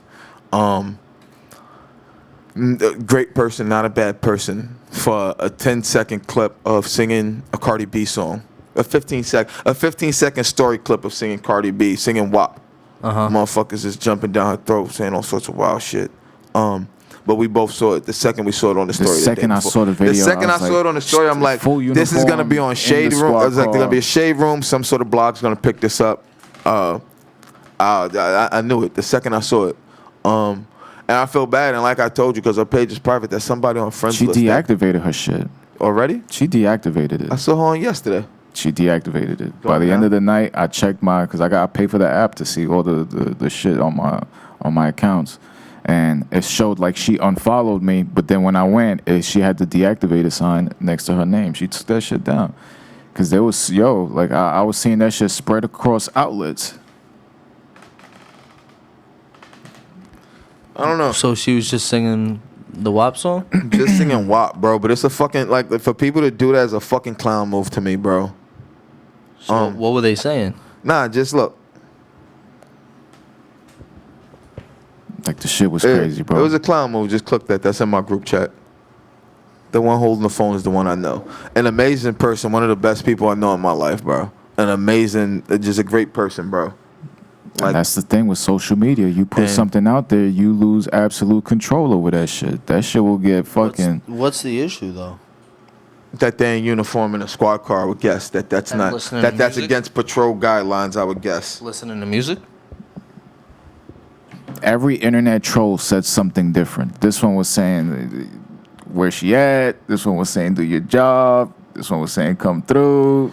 Motherfuckers is assholes, but man. It was getting shared and shared and shared, and then a lot of the hateful shit started coming out, and it's just like people and people gonna jump down her throat, bro. They're gonna bring ethnicity to it. I'm not gonna say what she is, but she's like, people gonna say a lot of fucked up shit, bro, and it's gonna be wrong and it's completely wrong. But this is one of those situations where I've always said, bro, when it comes to me, I know a lot of cops. Because of where I work, and even just in family, like I have family members, friends of families that I guess we call them extended family, so to speak. They're cops, and I love them all, bro. And you know that shit, and the shit I've said about everything going on throughout it. I've always said how hard a cop's job was before this. It's even harder now with everything in this current political climate. And people are gonna jump at this at a reason to look for something that's not there, bro. And they're all assholes for that, bro. Even when you saw, no, you weren't. You're not in that group chat or our other group chat, not GSF, but with my homies from the old job. Damn, Roach, they got group chats to talk shit about you, bro. I know. There's group chats within group chats within group chats. There's group chats and group chats. You got a group chat in our group chat? I got a group chat in every group chat. We do kind of have a group chat in our group chat. Oh man. But group chats are like Vegas. What happens there is supposed to stay there, and that shit just leaks into another group chat. Nah, just in the group chat amongst the other members of that group. Sometimes, occasionally, it's crazy though. But looking at that shit, man, and people just they're gonna look for something that's not there, bro, and they're all assholes for it. And I mean, I feel bad, bro, but I saw that shit. It's one of those times like. Everybody, especially on Twitter, that's the thing. People don't clean their fucking Twitter for some reason. That's why I only say shit like on stories. I see fucking people get in trouble for shit that they said 10 15 years ago, kids. And it happened, it's happening with a lot of athletes, a lot of, you see with a lot of football players, a lot of baseball players when they were younger. a lot of singers, people, actresses and stuff when they were younger had their Twitter, kept the same handle, got their blue check, and then somebody goes back and it's like, oh, somebody held on to that, and then they got the blue check and it's like, hey, but look at this tweet. It was there was I think it was one of the announcers from AEW. They had pulled up, he was like a wrestler before, and they pulled up some old clips of him in character. They're doing an indie show, and his character is racist. So he starts dropping a few M-bombs on the dude in the ring. But the wrestler in the ring is black, and he's going with it because he wants to portray that anti-hero or whatever. And then they tried to, like, get this dude ripped off of the TV. So it's like, you got to understand one thing. We've already discussed it, though. Everything that you do, especially on camera, everything you type, just it because never you delete leaves. the Once shit, you put it up there, it's there. somebody screenshot it. The second it It's hits out. the digital, the digisphere, what do you want to call it? Digisphere. Whatever you want to Digital call it. realm. The digital Interwebs. realm. There we go. The interwebs, the digital realm. No, I prefer that. The interwebs, digital. We usually say the interwebs, but I prefer the digital interwebs. realm. The digital realm. Once it's up in the digital realm, there's no getting it back. No matter how fast. Once, even if you put it up and you put that story, you're like, nah, you don't even let it go through, but it goes up and then that thing goes and it hits that 1 second mark. It's there. Even if you delete it, it's there. It's there. It stays in their on their servers, and people don't realize that, man. And I mean, there's people that just looking for people. Like, I'm pretty sure that people get paid to like do this. Go scout this person's Twitter.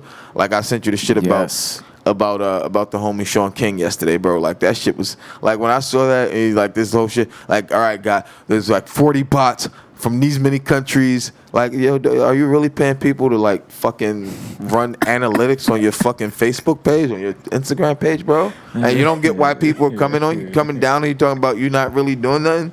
Like, come on, bro. Like, I'm sorry, man. Like, and it's crazy. You know what's even getting crazier, man? How many social media personalities are making that shit private right now? Everybody's scared, as they should be, bro. Everybody's getting bagged for, like, fucking Eric Murillo died yesterday. He's a famous house DJ. I like to move it. I like to move it. And a lot of people didn't even know that he was the one that did that track all those years ago. They just know him for being until yesterday. Yeah, they just know him for being a crazy house DJ. That he's always doing Ibiza. He's always in Miami and shit. And then as soon as I looked his name up, it says that he was like accused maybe like 3 weeks ago of sexual assault by a few different people. And then today or yesterday, he passes away. And immediately everybody, you know, they going into all his records. They trying to scour his Twitter to see if they could find clues as to abuse. And I'm just like, people Jesus are fucking Christ, scumbags, bro. man. You got fucking time on your hands. I mean, we said it when it happened with Cobes, man. As much as I hate to admit it, man, we said it when it happened with Cobes. No one, after that case was resolved, took about a year or so, Nike brought him back. Everyone brought him back as an endorser. They brought him back, gave him back all his endorsements, his signature shoe, all this shit. Never came up again. I don't even think it would have came up again at his Hall of Fame shit. But within a few hours of his death, you reshare an article tragic helicopter from like death where you die with your daughter. 2016, died with his daughter. Another mother and father died with that child. And from 2016, you bring this fucking article up and have no idea why people jump down your throat. Nobody's dignifying what he did, bro. But, you know, don't come after people when they can't defend themselves. You know what I'm saying? And You everybody, had all that time. and there were people in the world who was like, where were you? Like, you didn't know that happened with Cobes? Like, where were you? Honestly, tell me where you were. Like, you didn't know that happened with Cobes, man. It's crazy, man. But, you know, it's wild. We did this today. We didn't even talk about what happened with Chadwick Boseman, man. Even real fast. We have to address that, man. Because first off, man, that was crazy. I was with Math and Sosa at the event when it was announced, when De La Cruz sent it in the group chat, and my phone went up. I looked at it, he's like, "Yo, some crazy Chadwick Boseman dead." I'm like, "Man, shit, man, might not be another Kobe." And I look at it, man, and I'm like, and you know, and then it's De La Cruz at that, man. So this is actually a reputable news source. Yeah. This isn't just somebody sitting this at Twitter. This is a producer at MSNBC. So he sent us that, and I'm like, "Yo, this is, you know, if he telling us this, then this got to be real." And we checked it. I'm looking at, holy shit, man. They said cancer at that. I'm like, how does the stage 4 pancreatic? And then they said it.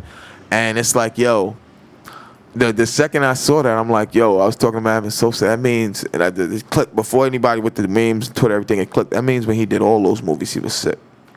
Black Panther, Endgame, and Infinity War. He was sick when he filmed all three. And his non-superhero movies. Yeah, he did. What did he do? He just did. Because it's like they say he found out in 2016. I think like Thurgood came out in that time. The Thurgood Marshall movie came out in that time. He did The Five Bloods. There's something else that just came out on Netflix recently. Was it and Mirror? they have one more. Huh? Mirror? Huh? Was it Mirror? I think so. All while going to children's hospitals. And helping them and being strong for kids. Knowing strong for kids knowing with you're cancer, fighting bro. the same thing these kids are. You're showing up and they're getting to meet Black Panther. Like that. Like that. Yo, the way, like, yo, everything coming now. And the fact that no one knew. Only his circle knew. And they all knew him well enough that, yo, we love you, bro. We're not going to leak that. How quick do people want to leak the slightest thing about a celebrity? And also, I told everybody immediately, once I heard that, yo, That's crazy. everybody's going to start apologizing and talking about sharing the meme about when they were making fun of him. Yo, all of y'all were making fun of him during the beginning of fucking Corona. When he did that Zoom and he looked all skinny and gaunt. Yeah. Everybody called him a crackhead. MTO talking about Marvel fired him because he's a crackhead.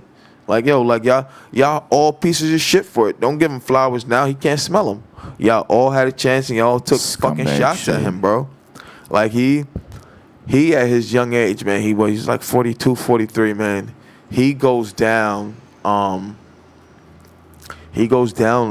think, on the Rushmore of black actors.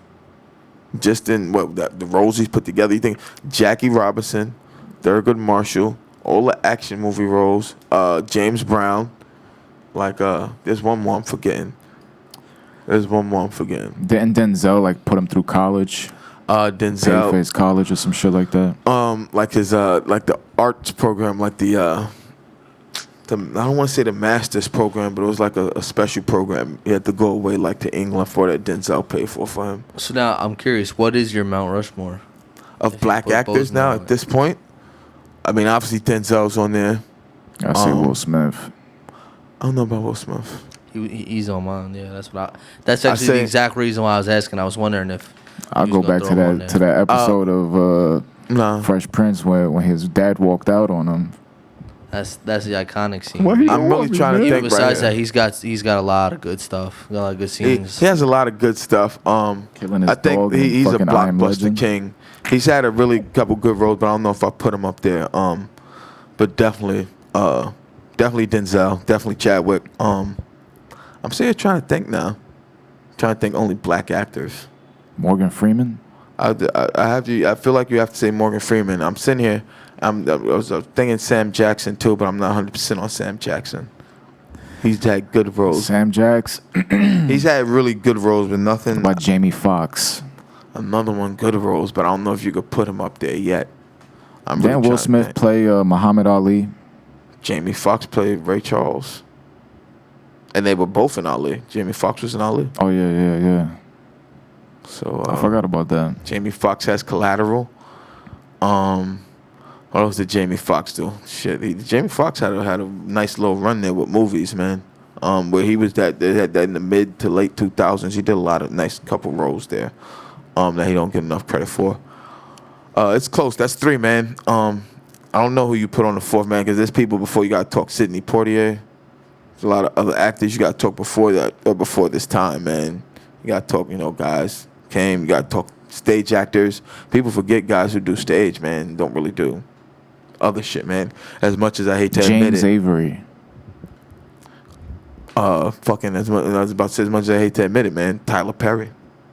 As much shit as I give him, Tyler Perry. Congrats to Tyler Perry. Yeah, they Becoming just a said that billionaire shit. I'm not a fan of any. He became a billionaire. Yesterday. Yesterday, it was announced. I'm not a fan of any single Madea movie. Never will be. neither. But the amount of black people he's put to work all across, bro, salute to him. Then he buy his own like movie lot, like his Tyler entire Perry fucking studios. They filmed, what was filmed? I think Bad Boys 3 filmed there. Or something filmed there. Or they're filming something there right now. But I think that'd be mine. I definitely know those 3 are on there. I just don't know who the 4th would be. The 4th is kind of a toss-up. So I have a question for both of you as wrestling fans. Do you think it's detrimental for a promotion to rely on one superstar? We was just talking about the way WWE couldn't keep Brock Lesnar on. Even though fans weren't responding to Lesnar, bro, fans were getting tired of the. But for a long time, the WWE kind of relied on his notoriety. They just relied on his name. I think they could have pushed other superstars and had way better matches and not alienated a big chunk of their fan base. The same thing with their push when they pushed Roman Reigns. What do you think? I do. I think it is detrimental. I think if that's the route you choose to go and it works, it's great. It works out fantastic. You know, you get your Hulk Hogan, carried the wrestling industry into the mainstream. Get Stone Cold, you know, made wrestling more popular than ever. And then you get your John Cena, who carried it through a rough patch and made sure, you know, the business didn't go under. But then you look at what happens when it doesn't pan out. The guy that you got doesn't pan out. And that's the past couple years. And the fans weren't feeling the Roman Reigns. And they weren't feeling the Brock Lesnar experiment either. And look at where they are now. I mean, but even paying, you think about what they pay Tyson Fury, paying him, what they pay him, like $10 million. Bringing Goldberg back with all these botch matches. Like, how much worse does it have to get for you to listen? Like, and I mean, it got so bad. It got to the point where it's like, who's really making the decisions on some of this shit? Because this, like, they forgot how to break the paychecks. The bank accounts are making the decisions. Is that, like, there's so much. Like, you have to pay attention and hear what people are saying all over. I guess you'll call it the WWE universe, with the complaints about everything going on, and they were just blind to it, man. Hopefully, getting Brock Lesnar out of there, getting that. Now you have that. Whatever they were paying him, you spread that around, maybe bring in some other talent, make some guys a little happier, you know. But I think that like what you said, if you get it and you missed one of the big guys, The Rock, you get those who could carry errors. It's good to have someone who can carry an error for a little bit of time. You even have a CM Punk, you have a Triple H, you have those guys who could carry it on their back for months at a time, maybe a year. 15, 18 months, but you can't rely solely on one guy keeping your company afloat, man. And the second you realize people don't want that guy, if you don't realize it and you keep pushing that guy, you're going to hurt your bottom line, hurt your business. This is why WWE's in the spot they're in now. Why so many guys left, so many guys were disenfranchised with it at the point when they left. Why so many people just are like, no, I'll never go back to WWE. Like, that's like saying, yo, I want to be a professional athlete. I want to be a professional football player, professional baseball player. I don't want to go back to the NFL. I don't want to go back to the MLB. I don't want to go back to the NBA. Well, you know, MV Young said something pretty interesting on Twitter the other day. He said his generation, never before have so many people in his generation have been so content with not wanting to go to WWE. You know, that for years, that's always just been the goal. And then in recent years, that was the goal. And then it was kind of also just like, I want to go there, but I hope they treat me right. Or, you know, I hope it goes well. I hope they don't make a fool out of me. Or, you know, I hope they don't bury me. Or just I hope it goes well. And now the conversation's more turning towards, I'm fine with not going to WWE. I'm fine with making my own brand and just people are seeing what they're doing with people who go to WWE, man. Like I told him, man, when they botched Sting, when Sting came to WWE, that was one of the biggest disappointments. Like I saw a build up, I'm hearing about it online. Like, whoa, shit, they're talking Sting might be it. I need to start tuning in a little bit. I made it an effort to tune in, check these things out, and it was just. And I think more of, rather than they see what, obviously, of course, they do see what WWE is doing. More so, I think they see the market now for what they can be doing for themselves. Yeah.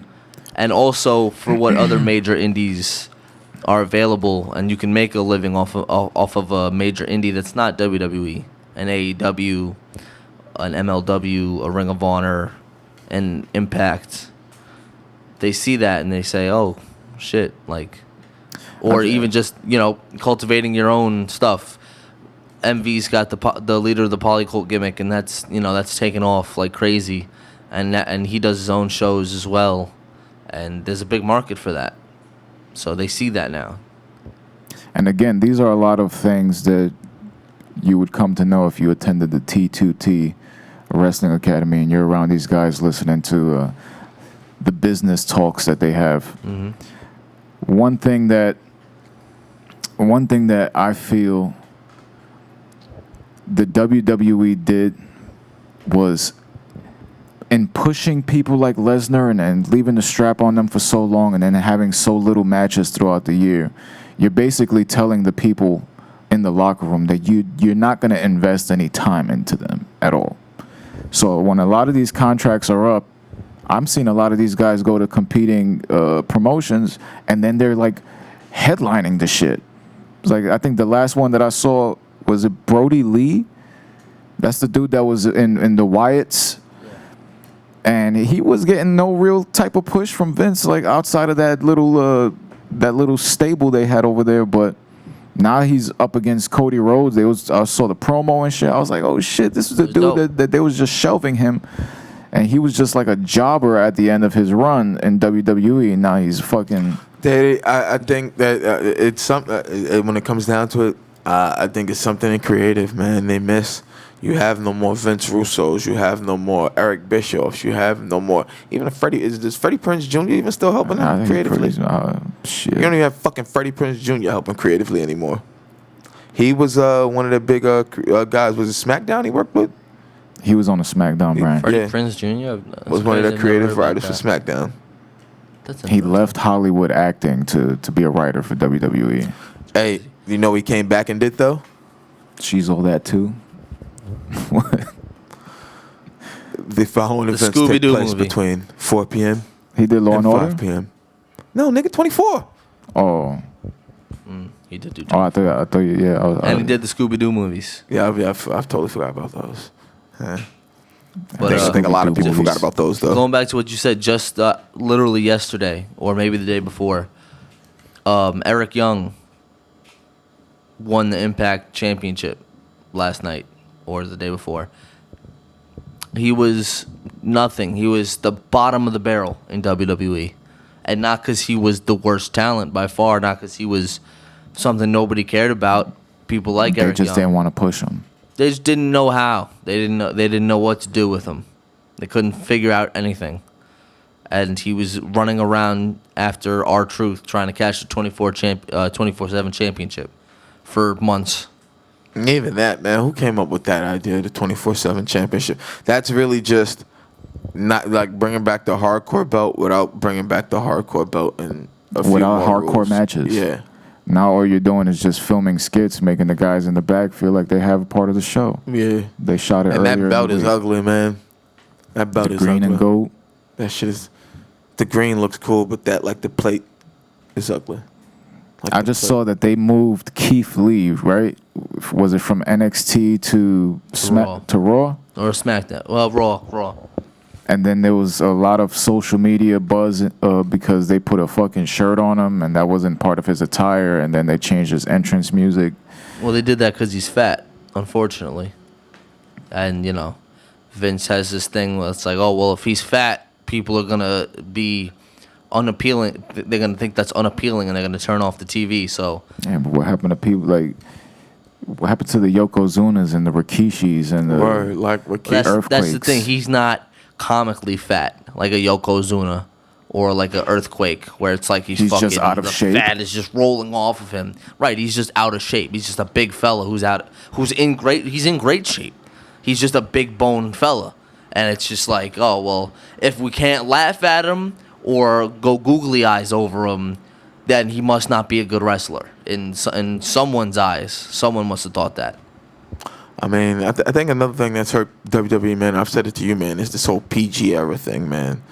Like, I think that's hurt, man. That's PG. Not even TV 14 or the PG, like PG. Like, it's like that shit hurts. Like, it hurts the bottom line, man. But I think it's simulating violence. Like, how you... WWE is publicly traded right now, so the investors are always going to complain if somebody drops an F-bomb and it throws up a middle finger. But like on the DOE network, I assume that we have creative freedom to curse and all this shit because it's an independent platform and isn't it under don't like know. Pluto TV? It's on Pluto TV. Maybe they want the TV deal. Maybe I don't know. We'll have to see when we get in there and start taping. And I'm sure if they have a problem with the curse words, they'll let me hear about it. I'm positive they will. I'm positive they will let me hear about it. I don't know if they would have a problem. I mean, I would hope not, man. I think that's one of the bigger things that I know people said that turned them off about us is that we curse a bit, that we swear a bit often. One of us a bit more often than the others. Scott. I mean, but also I tell you, I don't think that people who are like thinking and like really getting out their thoughts filter themselves, man. And if that's the word that's on my mind, that's the one that's gonna come out. Usually I filter myself when I know I'm about to say something terrible and I need to say it a bit nicer. Or I'm going to say something that could fuck us up. Like I know, can't say that. So let's say it right. Big ass purple haze truck going by. That's a sign. That's a sign. That's one of my favorite beers. I don't even drink beer like that. And I see a big ass Abita truck go by with purple haze. That's crazy. I just completely just stopped in the middle of what I was saying, man. Oh, shit. We got to remind everyone, because we haven't done it in about 40 minutes, that you have to donate to keep First Live open. Yes. This is the initiative, 30 Days to Rock. 30 Days to Rock, man. And I mean, we're gearing up for 30 Days to Rock Part 2 with Danny and the team. Set in October, right? It's going to be in October. We're currently in September. It's wild to think we're fucking September right now, man. September already, bro. I can't even say where's the year gone. We haven't done anything. It's not even like we've done a bunch of things. We know exactly where the year went. We watched it. We watched it go. We watched it just float on by us, man. Can't believe it's September. Yo, when I was a kid, this was always my least favorite time of year, man, was that I had to go back to school. Well, yeah, I always just parlayed that with, but it's the beginning of football season. I was a big football fan. You know, I'm a big football fan. I also say this is my favorite time of the year. I get football. The football season starts. I get baseball playoffs. Like that was always to have that intersecting at the same time. Like to have a football game Sunday night and a baseball playoff game going at the same time. So what's your team? Was one of my favorite things. My team is currently in the middle of transition. I'm currently a fan of the Washington football team. The Washington football team. I grew up. My father was from the South. We were Redskins fans. Still to this day, diehard Redskins fans. I know a lot of now football team fans. Yeah, a lot of football team fans. Fans of the football team. It's crazy. It even took them that long after all the complaints to get that changed, man. And then you can't even get a name, so now you're just actually going out there to watch. That's literally what happened? The Washington football team. That's their name right now. They just for now. They're going to change it after they decide on a name, but for this season, it's just the Washington They wanted to take their time and come up with the best possible name, see what the fans like the most. So instead of rushing it and trying to get it done in a month before the season, they were like, you know what, this year, just call us the football team. The Washington football team. The Washington football team. Same colors. They got rid of all the questionable logos, the racist imagery, all the insensitive shit. But still the same colors. With no logo now. It's the number, and they put like a stripe down the helmet. So it's crazy that these things have existed for so many years, but because of the cultural climate right now, all this it's like the Cleveland Indians a couple years ago when they finally got rid of Chief Wahoo, the Chief Wahoo logo. The Cleveland Indians had that caricature with they got rid of that. The Braves don't really use their mascot anymore. They said when fans come back, they're not going to be allowed to do the chop anymore at Braves games. Just certain things. Times are changing. It's the whole goddamn different world now, bro. It's crazy. It's crazy, man. But some of the things they change, man, I don't get how changing Aunt Jemima really helps me. There's certain things. Like let's get rid of all the sugar and the high fructose corn syrup. All the shit happening at the same time. Let's maybe get rid of all the high fructose corn syrup, all the sugars, all the shit is bad for people in it. I mean, nobody cares. I get, it's catch all that shit. That ain't what's killing us in it. Right. Get rid of what's killing us in it. You ever see the post online? I don't even want to call it a meme because it's not like meant to be funny, even though it's kind of satirical. It's like black people are like, hey, can the police stop killing us? And it's like, no, but we changed Aunt Jemima. It's like, all right, but didn't ask for that. Yeah, we didn't ask I for seen that, though. one. And it's like, hey, look, guys, we're painting Black Lives Matter. That's the next thing I'm going to get to. What did you guys painting Black Lives Matter on all these streets do for my life, man? Except for change traffic patterns and make it, harder for us to get around some places because people can't drive on these. They're considered murals and street arts now that are blocked off. How does that really affect change in my life? It doesn't. It's a Band-Aid. It's once again a Band-Aid. I need to see that shit. Yeah, I've seen it a few places, man. And it's all the stuff they've done since, hey, guys, we've changed the name of a couple sports teams. Cool. Can we talk about the big issues? Guys, we've done this. It's like, can we talk about the big issue? That's what it essentially is, man. And that's a real shit, though. It's like, all this shit is like, cool, appreciate it, but could we talk about the issues now? And nobody wants to have that conversation still. And I even got into my post when I went crazy on Thursday, man, on my story was, you heard what I said when the Mets played on the night when the Bucks and everybody didn't play. You heard it in my heart how I was home. I was waiting for that to see if they were going to take the field. Yeah. Gary Cohen, everybody talking about it. They said Dominic Smith, the Mets talked about it, but they were going to play that night.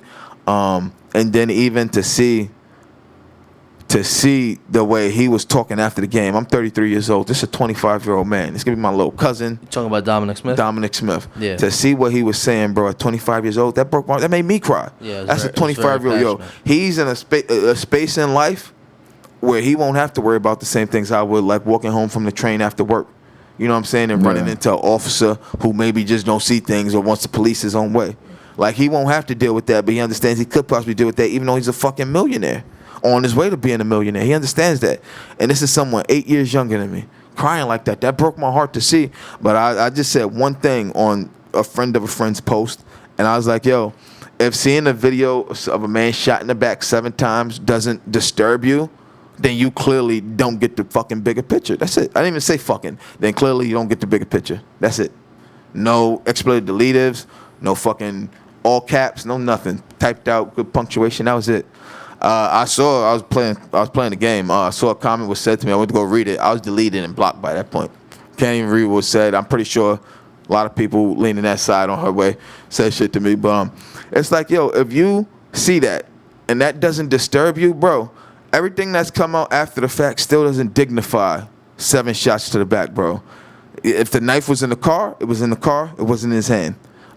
They say all these warrants he had out for his arrest, cool. All these officers there, they clearly surrounded him. The one with you still has 2 hands on a gun. It's saying stop, drop it, don't go.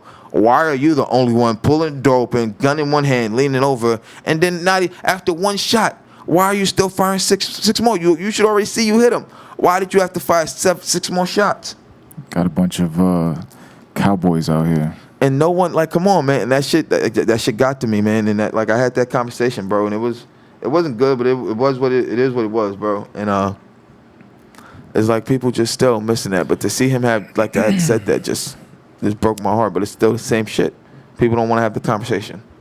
I think, like you said earlier, I mean, everything that's happening right now eventually is going to be written about in some sort of history book. 2020. I want to see how history books are going to report the year 2020, man. And globally 2020, but American history for 2020. Because we know that we take global history and American history in this country in high school. Yo, just some unrelated, but I just read, you told me to start reading the news more, so I started reading the news a little bit this week. And in Greece, did you hear about what they did in Greece?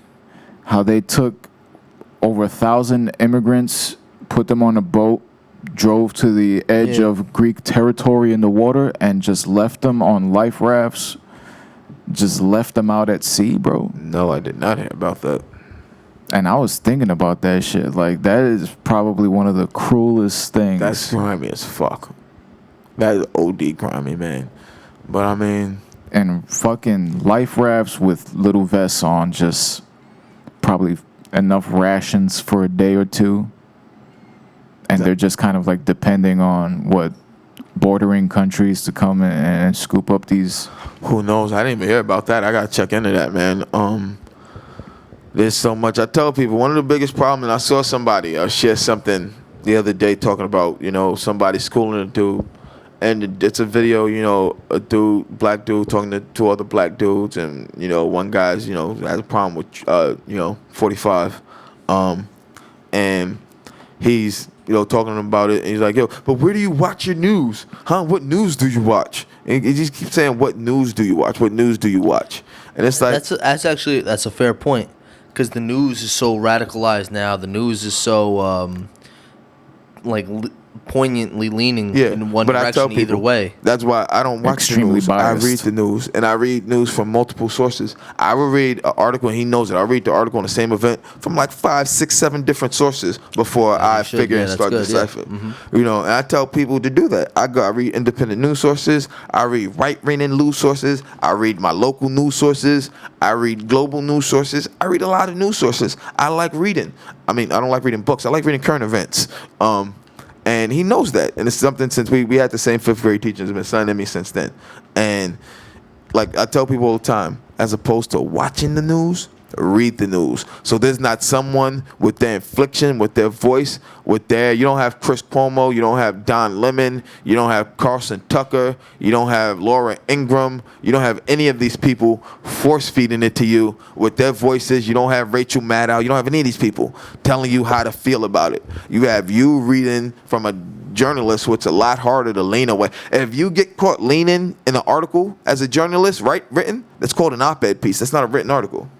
You have to write the facts out. What? Op-ed, an opinion editorial.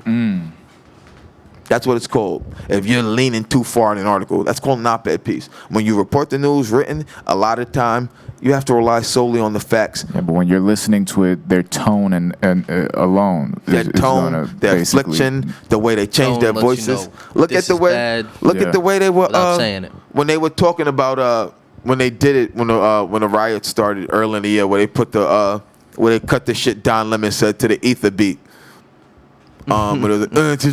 Is it because he's a better president than you? Was like Don Lemon rapping? No, it was just the way Don Lemon was talking, but him taking his spaces in between his words and statements fit perfectly on the ether beat.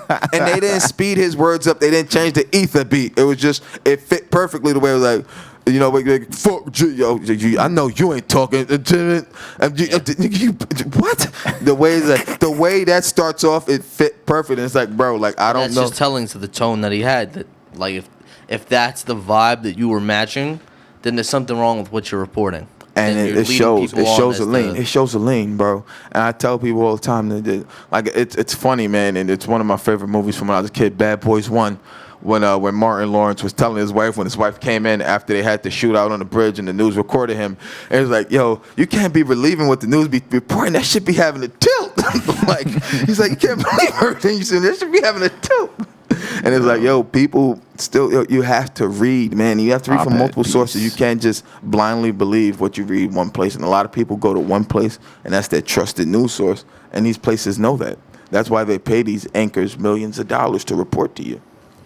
Millions, bro. Because it's not just reading off a teleprompter. Why they talking about the average American, bro? They ain't you, bro. They ain't the average American. They millionaires.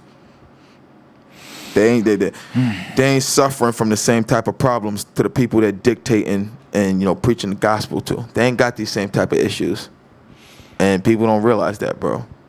And I mean, the sooner this country realizes that, the sooner we'll be in a much better place. But if this country really realized it, we wouldn't be living a repeat of 4 years ago. Yep. With that being said, we got a few minutes left. I just want last go around. Where can people find T2T Wrestling Academy? On Instagram. That's the only place. DM us on Instagram, T2T_Wrestling Academy. You could also follow Industrial World Wrestling for more on that. Instagram, Industrial World Wrestling. Facebook, Industrial World Wrestling. And Twitter, Wrestling_IWW. All right, and we got a lot of content coming up, including our new weekly programming, IWW Uprising. That's going to be on DOE TV, available through the Pluto TV app. Through the Pluto TV app, Roku, and Amazon TV. So you guys heard it right there. A lot of accessibility. TV. How do I get that on that, like Amazon TV? What do you mean, like on that? It's an app. Like Prime TV, like the Prime TV app, like the Prime app? Yeah, I believe so. I believe through Amazon you would get Pluto TV. I have to figure that out. Details to follow. I have to figure that out. I already give When we get closer to our launch date, the exact details on exactly how to stream us will be available. It's crazy. You know what movie we have to watch, bro? It's on there. I was listening to the episode the other day. Pickens is on there on Prime. I checked it. It's For still real? up. We have to watch that. That's Usher Morgan and Katie Vincent. Katie Vincent. Yeah. That's on Prime. So we gotta check that out, man. Damn, that was years ago that they came, right? That was our first run. That was like 2018. Shit. And if it's crazy to say, we have to say years ago at this point, man. But once again, man, this, we want to say it again. We didn't say it too many times this episode, but this whole initiative and why we're back here live every Wednesday morning, man, it's for the 30 Days to Rock initiative here at First Live Studio, man, here at 219 Central Avenue in Bushwick, Brooklyn. It's to help the small businesses, like a small business like First Live, and help shine a light on the fact that a lot of places didn't get help during the COVID pandemic. And if people talk about helping save small businesses, man, in cities and restaurant neighborhoods, restaurants, bars, venues like this are, like I said, the lifeline, the heart blood of, everything of small business in a lot of areas. It's not just, a corner store, a little pizzeria. It's places like this. It's places like your local bistro, your local wherever you go, places that are struggling, that didn't get to stay open, that maybe had indoor eating, that couldn't pivot to another way during COVID. Were the places that got hurt the most, man. And also the people that got hurt the most in the arts community, most of them who weren't allowed to go back to work or work in places or did work in places like this, venues that have yet to reopen, man. So it's just to shine a light that there are a lot of people across the board affected, man. And we just want to do our best to help them all, man. And also, you guys already heard it earlier from Danny himself. There will be a 30 Days to Rock Part 2. I said part two. Taking place. Huh? Part 2. I was gonna say part 2, and then you said part. Then you said part deuce. So my 2 just went into a tooth. Part 2. Well, it's gonna sound funny, man. But you guys you guys heard it here, man. So it's gonna happen again in October. You already know Bud and Roach will be on the board. We know Danny's got some sort of dope ass tricks up his sleeve. We don't know what they are, but the man's a genius, so he's gonna do something amazing, man. If you can, click that donate button to help all parties out, man. It's not just us; it's all parties involved getting a piece of the pie, and we want to help everybody, man, because we love our community. We love the people we fuck with that fuck with us, man. And you already know, man, if you want anything, need anything Bud and Roach related, you can just go ahead, hop over to budandroach.com. And before I close out, we got to give a special thanks to Tom Specialty Frazier for joining us on Good Morning Bushwick. If you guys want everything Bud and Roach, like he said, go to budandroach.com and follow us at Bud and Roach on Instagram. You already know why to do all that stuff, because we do the fucking, you heard?